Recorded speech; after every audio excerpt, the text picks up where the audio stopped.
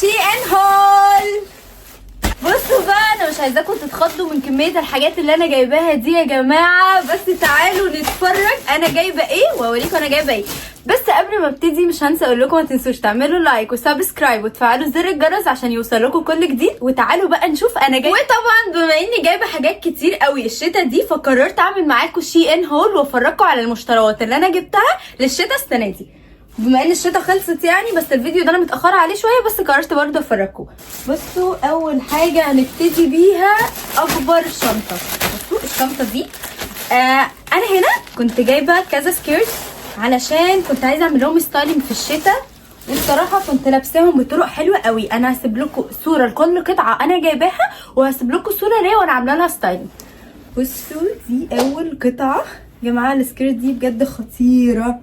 بصوا كده يعني فيها ستايل كده حلو. فكنت جايبه الابيض ده بجد بيمشي على حاجات كتير قوي. وكنت جايبه كمان دي الاورنج جماعه، بجد خطيره بجد خطيره. وبالذات بقى ان الالوان دي كان مش كل الناس بتلبسها في الشتاء، فكنت حاسه ان هي مختلفه كده. بصوا دي القطعه التانية. طبعا بعيد عن الدوشه اللي حواليا دي، بس عايزه اوريكم بقى القطعه التالتة. بصوا هي متكرمشه شويه، بس انا هسيب لكم صوره ليها وانا لابساها، وهسيب لكم صوره ليها على الموديل. بصوا دي القطعه التالتة من السكيرت. تمام، خلصنا بقى كده ايه السكيرت. ولا بتهيألي لا، كان في واحده ثانيه. كان في سكيرت ثانيه اهي. بصوا بقى دي فكرتها بجد غريبه قوي، يعني دي اللي هي الرابعه. فكرتها بجد غريبه. استنى انا عايزه اوريكم شكلها. بصوا ده شكلها. هي مش قصيره وفي نفس الوقت قصيره، يعني هي تبين حته شويه من الرجل. ممكن نلبس تحتها ليجن، او ممكن نلبس كوت، يعني تلبسي كوت مثلا فوقيها وتحطي بوت، هيبقى شكلها حلو قوي. فاهمين قصدي؟ بصوا انا بحاول اجيب لكم اقرب فكره اللي في قصدي، بس انا هحاول احط لكم يعني ستايلنج ليها هنا. تمام، دي اللي هي القطعه الرابعه. كده انا خلصت السكيرت يا جماعه. بصوا بقى نخش على البناطيل وحلاوه البناطيل. اول بنطلون يا جماعه، البنطلون ده بجد خطير. انا كنت جايباه عشان الخروجات السريعه وعشان كمان الجيم، فده كده شكله تمام. ده اول بنطلون. تاني بنطلون يا جماعه، ايه الحلاوه دي؟ استنوا اوريكم شكله. بصوا بجد ده شيك قوي، يعني ده انا حاساه سيمي فورمال كده شويه. ده يعني لما تعملوا ستايلنج بجد هيبقى حلو قوي. اوكي، ثالث بنطلون. ده ثالث بنطلون. الصراحه انا جايبه البناطيل كلها تبقى سريعه، يعني اروح بيها مشاوير سريعه وفي نفس الوقت مريحه، علشان انا الفتره دي لما اتحجبت لبسي اتغير. بصوا ده البنطلون ده فيه حركه كده صايعه قوي من عند الرجل كده. بصوا حتى الماتيريال بتاعته ماتيريال حلوه كده. ده البنطلون الثالث. البنطلون الرابع. بصوا البنطلون الرابع وحلاوته يا جماعه. بصوا ده لونه اخضر، مش عارفه ليه الكاميرا مش باين لونه واضح قوي، بس ده لونه اخضر. ده شكله حلو قوي في اللبس عامه، على توب ابيض كده وجاكيت ابيض، سكارف مثلا فيها اخضر في ابيض كده، هيبقى شكله خطير. ده البنطلون الرابع او الخامس. وفي كمان ده خطير قوي بجد. بصوا ده في حركه كده كيوت قوي في البنطلون ده. بصوا يا جماعه الحلاوه. يا جماعه قولوا لي ايه الكايته دي. انا كده كده هسيب لكم كل صوره مع الموديل عشان لو عايزين تطلبوه. بصوا الحلاوه دي بجد كيوت قوي. ده كده في زي ستار كده صغنططه، ميني ستار كده حلوه قوي قوي قوي يا جماعه. اوكي، ده محجر شويه، يعني هو بنطلون مش اسود، هو محجر سنه كده يعني. واخر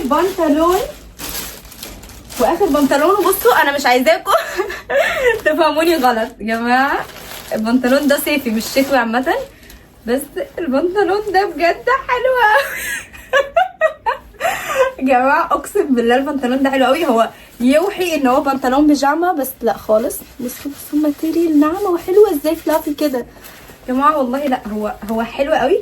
هو بس انا عندي مشكله معاه واحده، ان هو شفاف. يعني انا قبل ما البسه محتاجه البس ليجن ابيض يبقى طويل، يعني واخد رجلي كلها وطويل، عشان بس هو شفاف. يعني بصوا انا حاطه ايدي كده، حاسه ايدي باينه. انا عايزه اقرب لكم الكام كده، بصوا ايدي باينه، بس هو كده يا جماعه سوفت كده وحلو قوي، يعني خطير بجد. وواسع قوي بقى، يعني بصوا يعني ممكن 2 يلبسوه. فالبنطلون ده انا كنت جايباه عشان لما اسافر البسه في مصيف، لانه هو الصراحه حلو قوي. تمام. وحاجه كمان انا مش عارفه عقلي كان فين وانا بشتريها، بس والان مع المفاجاه الكبرى. جماعه بصوا الشورت ده، بصوا عشان هو ابيض فالكاميرا بتاعتي، بصوا الشورت ده. جماعه الشورت ده بجد خطير. انا هلبسه بطريقه ان شاء الله تناسب الحجاب، يعني ان شاء الله قبل ما الشتا تخلص هحط عليه كوت كده كبير، وهحط ليجن اسود او ليجن ابيض، وهبقى لابسه بوت طويل قوي. فان شاء الله نحاول نلبسه. بس الصراحه انا ده كنت جايباه قبل ما اتحجب، فمش عارفه هينفع البسه بعد ما اتحجب ولا لا. فاحنا كده خلصنا البناطيل. ثانيه واحده، بصوا بقى الشنطه دي فيها كنز يا جماعه، اقسم بالله مقتنياتي كلها. عايزه تحلي الاوتفيت بتاعك، عايزه تخلي شكلك مميز وشكلك حلو قوي في الشنطه دي. يعني انا هعمل لكم البارت دي على البناطيل وعلى الاكسسوارات، بس لو عايزين بارت تاني على الشوزات وعلى البيزك اللي من فوق والتيشيرت اكتبوا لي في الكومنتس. لو انتوا عايزين بارت تاني للشوزات والتيشيرت اكتبوا لي في الكومنتس وانا هعمل لكم بارت تاني. نيجي بقى للشنطه اللي بتحلي اي اوتفيت في الدنيا. بصوا بقى انا بس عايزه اوريكم سكارف كده زونطه، او مش عارفه يتقال عليها ايه، هي زي بندانات الشعر كده، كنت جايباها علشان السكيرت. بصوا دي، بصوا الحلاوه دي، انا كنت جايباها علشان الجيب دي. يعني انا كان في دماغي ان انا البس دي واحط البندانه كده كده. ثانيه واحده، وانا كنت هلفها يعني على الجيب دي. جماعه شكلي ذهبويه موت. فدول انا كنت جايباهم على بعض. ودي بقى البني انا كنت جايباها، البني دي بتهيألي انا كنت جايباها على السكيرت البيضه، بيتهيألي اللي انا كنت هلبس، بس انا ما لبستهاش عليها، فممكن نعمل لها ستايلنج تاني او اجيب لها سكيرت لون تاني. يعني هي نفس الموضوع كده بني، وبتتلبس برضو على حسب الطريقه اللي انت عايزه يعني تلفيها بيها. فدي كنت جايبه البندانتين دول. بصوا بقى نخش على اشكال الحزام. يا جماعه الحزام ده اصلا كان طالع ترند فتره، والدنيا كلها كانت بتسأل عليه. بجد بيحلي اللبس قوي، بيخلي شكل اللبس حلو بشكل غريب. يعني انا هحاول اوريكم شكله. بصوا هو بيتلبس بيبقى كده. ثانيه واحده، ايوه بيتلبس لوحده، بيتلبس بيبقى كده، بيبقى شكله بجد خطير، بيحلي اللبس قوي. فده اول حزام. وكنت جايبه الحزام ده كمان، يعني انا جبت الصراحه كذا حزام عشان انا ما كانش عندي حزمه خالص، فكنت عامله شوبينج كده لحزمه كتير قوي. جبت ده الاسود ده شكله فخم قوي. ده تاني حزام. ثالث حزام حلو قوي، حاساه عايز قميص ابيض. بصوا ده تالت حزام. انا كده اي قطعه انا جايباها، انا لبست العكس ولا ايه؟ اي قطعه انا جايباها هسيب لكم الصوره ليها عشان لو انتوا كمان عايزين تجيبوها. بصوا ده كانك لابسه حزامين كده. ثانيه واحده اهو. ده شكله في اللبس ده ده شميز ابيض، هيبقى بجد شكله عليه خطير قوي. فده ثالث حزام، بس الطرحه بتاعتي شبكت فيه. فده ثالث حزام. تمام. رابع حزام برضه شيك قوي يا جماعه. بصوا شكله بجد، انا جايبه شويه حاجات خطيره بجد خطيره. بس انا عايزه اوريكم شكله، باين ان انا طبعا رافعه الحزام لغايه بطني، بس عشان اوريكم شكله. ده تالت واحد، ده بجد حلو قوي. ده تالت واحد ولا رابع واحد؟ بصوا انا مش فاكره هو ده الكام بالظبط، بس انتوا عدوا معايا. وكنت جايبه ده كمان عشان انا عندي شنطه نفس اللون ده اللي هو البقره دي، لون البقره، فجايبه اللي هو اللون ده. فانا جايبه له شنطه زيه، بجد شكلهم حلو قوي على بعض. تمام. فمش عارفه بقى في حزامات تاني ولا لا. بس كده الحزام خلص. بصوا بقى يا جماعه الكنز ده، دول انا كنت جايباهم علشان الصراحه قبل ما اتحجب، كنت جايباهم قبل ما اتحجب، فمش عارفه هعرف البسهم بعد ما اتحجبت ولا لا. بس ان شاء الله نشوف لهم ايه طريقه. هما دولت يا جماعه انا كنت اصلا طالباهم علشان البسهم هنا.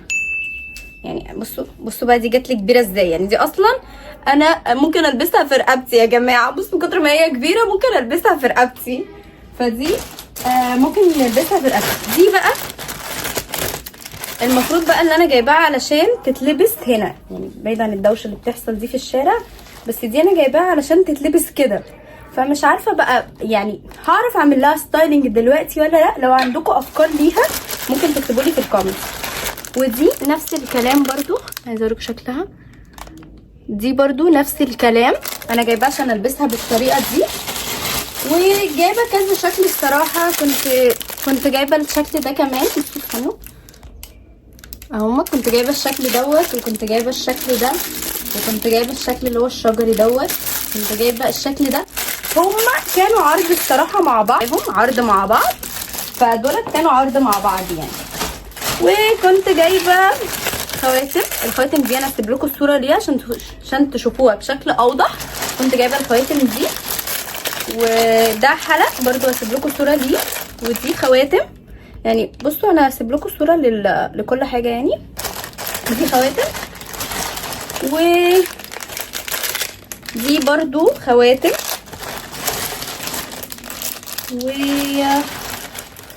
دي حلقان. كنت جايبه دي حلقان برضو هسيب لكم الصوره ليها. واخر حاجه بقى معانا الساعه دي. يا جماعه الساعه دي بجد خطيره قوي، من احلى الساعات اللي انا جبتها. هي شكلها قلت كده شكلها قديم، بس بجد هي خطيره قوي. وبكده يبقى انا خلصت الفيديو. ما تنسوش تكتبوا لي رايكم في الكومنتس وتقولوا لي الحاجه حلوه قد ايه. ولو عايزين جزء تاني من الفيديو دوت اكتبوا لي برده في الكومنتات. سلام.